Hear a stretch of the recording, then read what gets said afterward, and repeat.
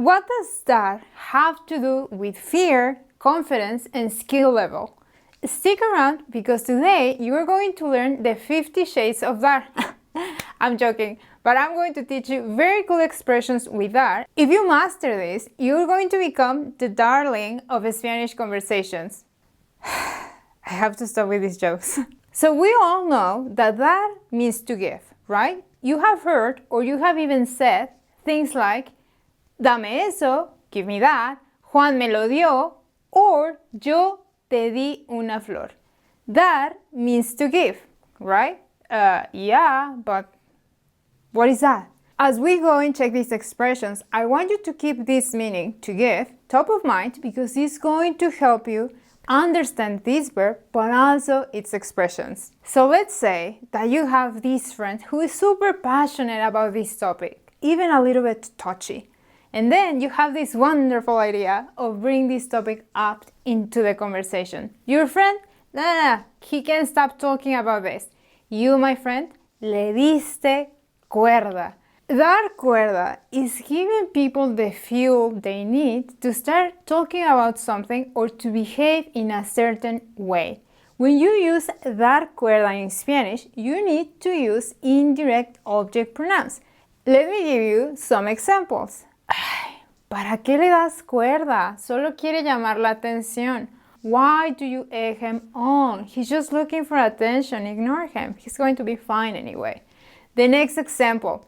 Te dije que no me dieras cuerda. I told you not to get me started. I told you, I warned you. I love this topic and I'm not stopping now. So dar cuerda means to egg on or to get someone started.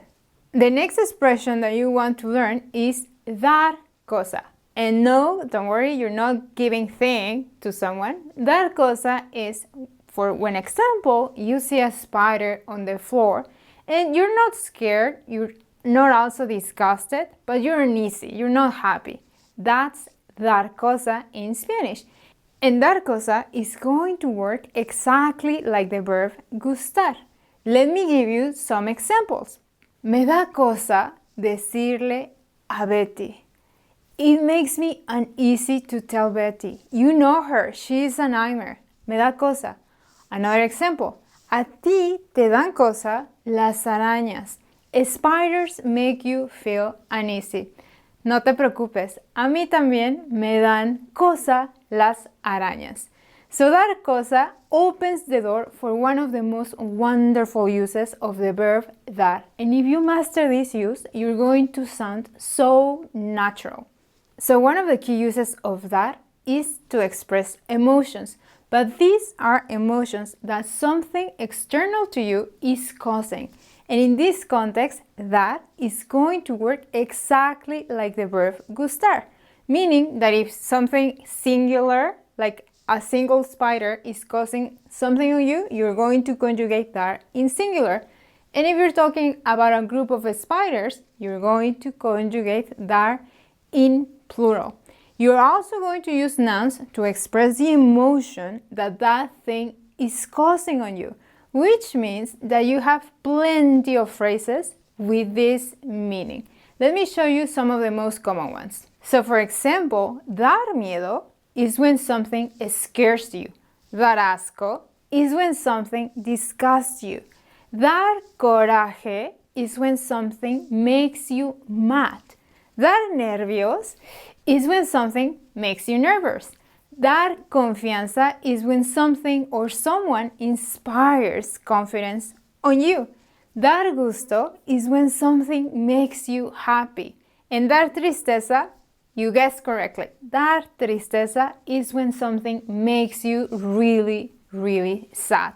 Let me show you some sentences with these expressions so you can see how they work. For example, le dio mucho coraje lo que dijiste.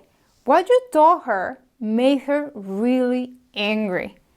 Another example. Suppose your little brother takes you out for dinner and he takes you to this place where you can buy 5 tacos for $1. Me and any other person who values their life are going to say, este lugar no me da confianza. I pass, thank you, but no. The next example, let me show you something in plural so you see how that is conjugated. A Luz y a Clara les dan miedo las ratas. A mí no me dan miedo, pero sí me dan cosa. The next example, remember that gustar also works with infinitive verbs. You can do exactly the same thing here. For instance, ¿por qué te da pena hablar con ella? Why are you so embarrassed to talk to her? I know she's pretty, but come on, you can do it. So, these expressions with are great for your emotions, but it doesn't mean that these are the only expressions with that I'm going to teach you.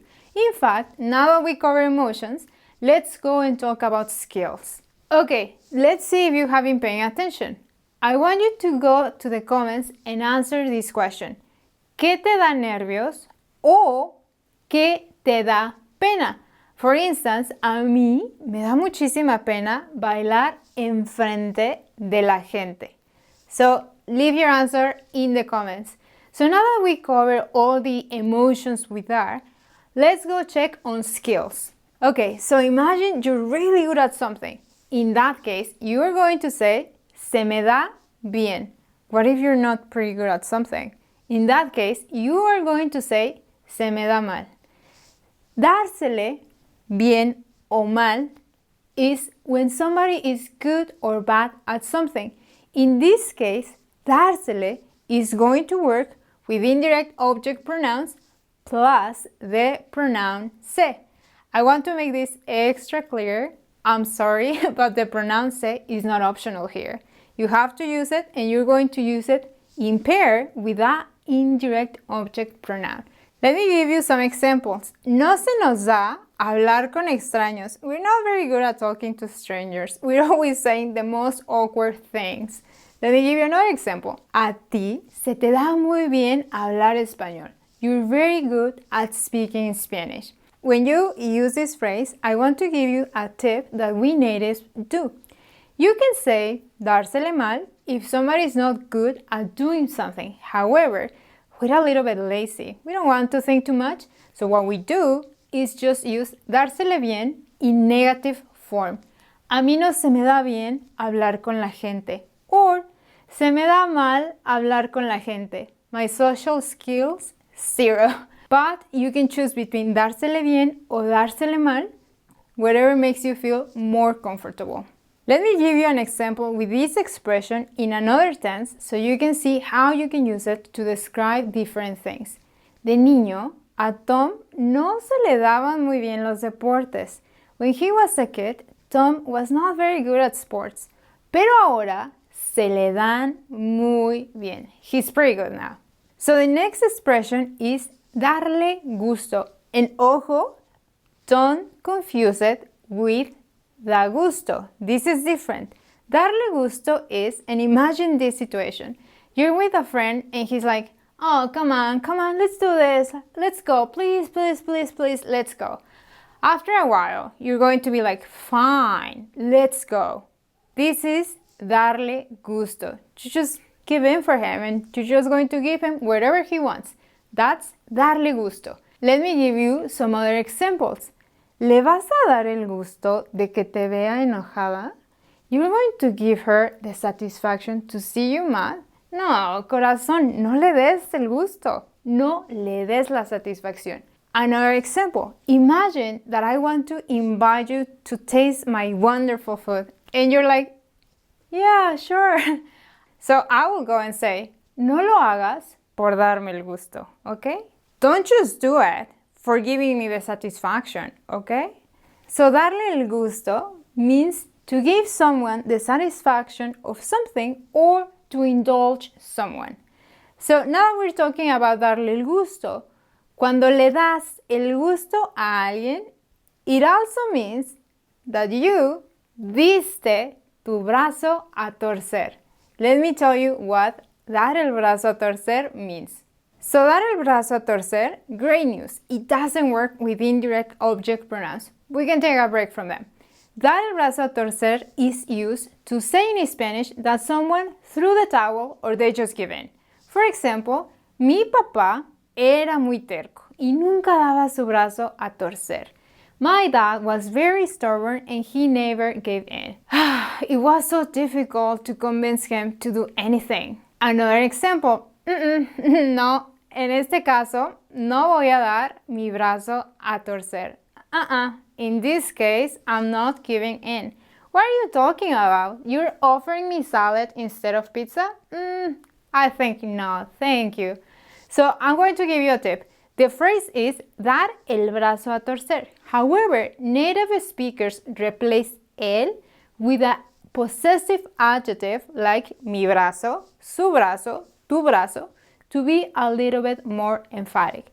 It means exactly the same, we're just being a little bit more dramatic. So the next expression is dar por sentado. Dar por sentado. And I know you probably know the word sentado, but this has nothing to do with sitting. Dar por sentado is when we assume that something is going to happen the way we want to. It also means that we're taking things for granted. In fact, that's the meaning of dar por sentado. Let me give you some examples. No des por sentado que Ali te va a ayudar. Don't take for granted that Ali is going to help you. Ali is a very busy woman, so she might not be able to help. The next example. Miguel y Clara dan por sentado que tú y yo los vamos a recoger.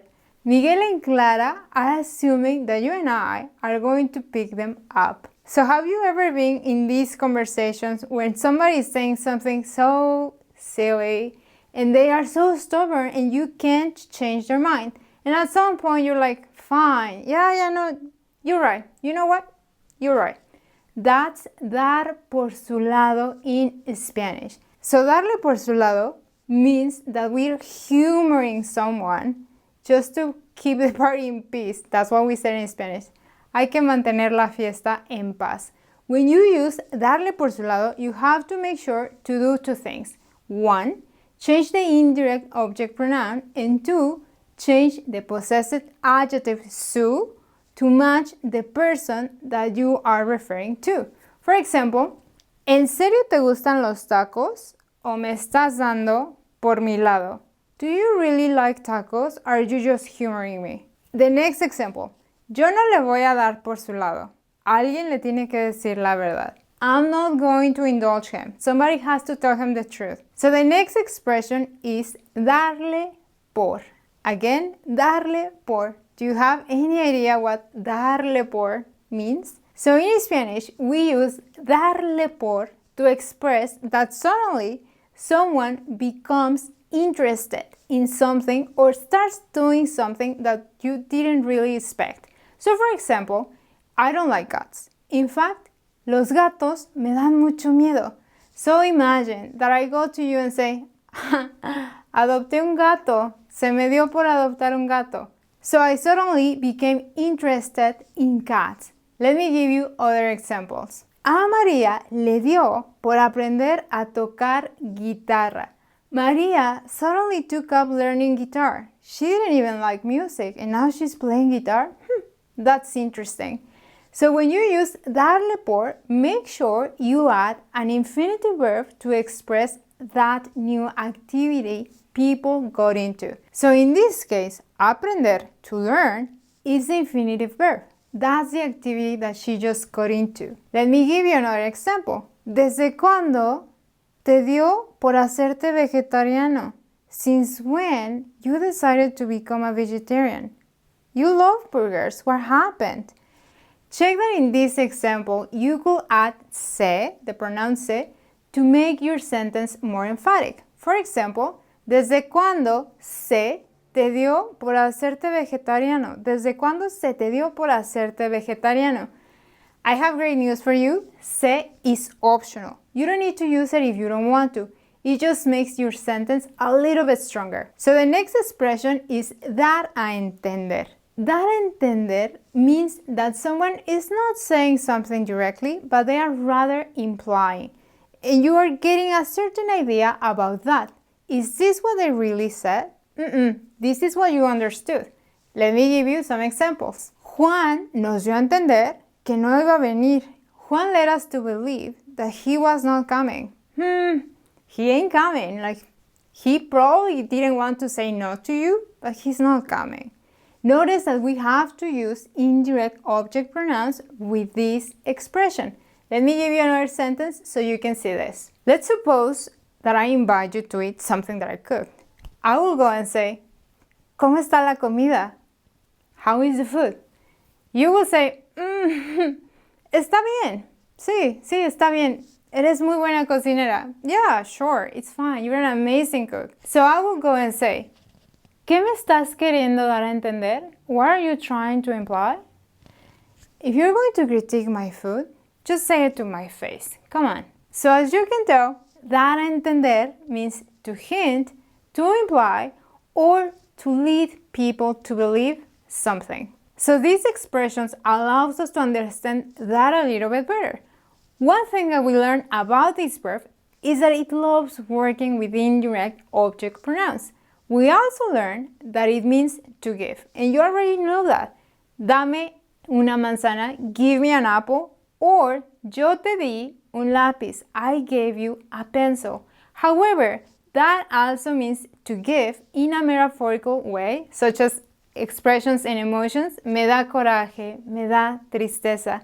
You can even say that dar tiene mucho que dar. That has a lot to give. I seriously need to stop with these jokes. I'm going to stop with the jokes, I promise. So we already covered a lot of expressions with that. Now I want to make sure that you understand how and when to use them. To do this, I'm going to leave you these questions. Please leave your answers in the comments so I can check that you understood how to use these dar expressions. And before we finish, I want to remind you that you can take this same lesson in my Spanish immersion channel in case you're ready to practice your listening and comprehension. Oh yes, one last thing. No des por sentado to like, it could really help me. So, dame por mi lado and hit that like button. I hope to see you soon, guys. Bye!